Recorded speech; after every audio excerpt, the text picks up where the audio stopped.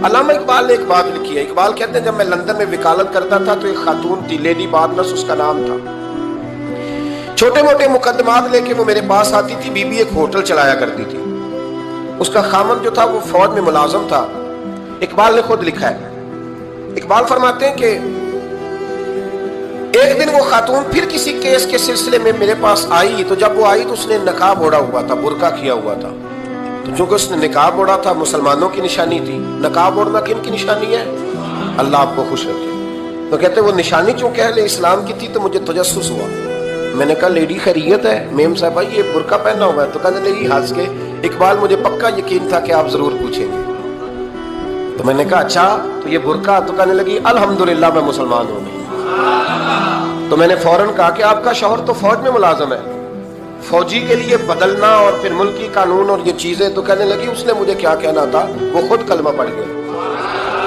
تو کہتی ہے میں اور متجسس ہوا. وہ کیس کی بات کرتی تو میرا تجسس بڑھ گیا. میں نے کہا تو کیس چھوڑ یہ بتا کلمہ کیسے پڑھا؟ تو کہنے لگی اقبال اصل بات یہ ہے کہ میں نا بے اولاد تھی, خامد بھی بڑے اچھے پیسے کماتا, میں خود بھی ہوٹل چلاتی, پر ڈپریشن اور ٹینشن اور بلا وجہ کی پریشانیاں جان نہیں چھوڑ. یہ ٹینشن اور ڈپریشن کا نا مجھے عربی ترجمہ کوئی نہیں ملا. کہتی ہے مجھے ٹینشن اور ڈپریشن رہتی تھی ہر وقت, بڑی میں پریشان رہتی تھی. میرے ساتھ ایک عجیب واقعہ ہوا کہ میرے ہوٹل میں نا ایک بابا جی برتن مانجتے تھے. بوڑھے آدمی تھے, 70 سال کے قریب عمر تھی. ان کا ایک بیٹا تھا, ایک بہو تھی, ایک پوتا تھا, لیکن وہ بیچارے بیٹا بیمار رہتا تھا تو لہذا وہ خود مزدوری کرتے.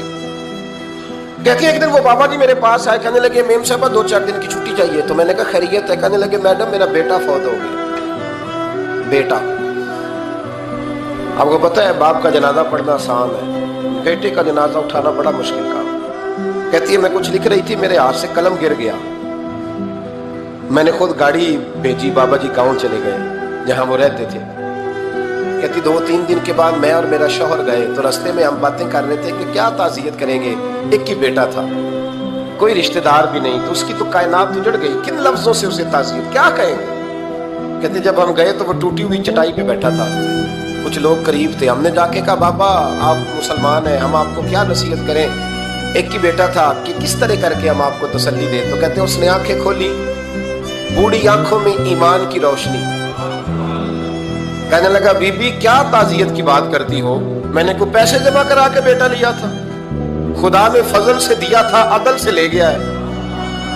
میں اپنے رب کے فیصلے میں بڑا راضی ہوں, اللہ بڑا کریم ہے, وہ لے گیا, اس کا مال تھا. آپ یقین کریں ہمارے دیہاتی لوگ یہ کہا کرتے تھے, میں نے کانوں سے سنا ہے. ایک بوڑھے آدمی کا ایک دفعہ بیٹا فوت ہو گیا تو کسی نے اس سے کہا بابا چھوٹی عمر میں بچہ چلا گیا, تو مجھے لفظ نہیں بولتے. کہنے لگے پتر اللہ دی فصل ہے, کچی بڈے تامی ہو دی. سنے آپ نے بھی کبھی یہ فکرہ, کچی بڈے تے پکی لے گئے تے تامی ہے جو ہو دی. تو جب اس کا جی چاہا وہ لے گیا. اللہ اکبر. وہ خاتون کہتی ہے کہ وہ بابا جی سے میں نے کہا کہ چلو آپ 1 مہینے کی چھٹی کر لے. تو کہنے لگا نہیں میڈم میں مسلمان ہوں, مفت کی روٹی نہیں کھاتا, مزدوری کر کے کھاتا ہوں, میں انشاءاللہ 2-3 دن کے بعد کام پہ آ جاؤں گا. کہتے ہیں وہ چند دنوں کے بعد آ گیا. اللہ کی قدرت کے ابھی 2-3 ماہ گزرے تھے پھر آیا. میڈم چھٹی چاہیے کچھ دنوں کی. میں نے کہا خیریت ہے؟ کہنے لگے وہ میری بہو بھی ہارٹ اٹیک سے فوت ہو گئی. کہتے اب میں بھی تڑپ گئی اور عیسائی ہو کے میری آنکھوں میں آنسو آ گئے.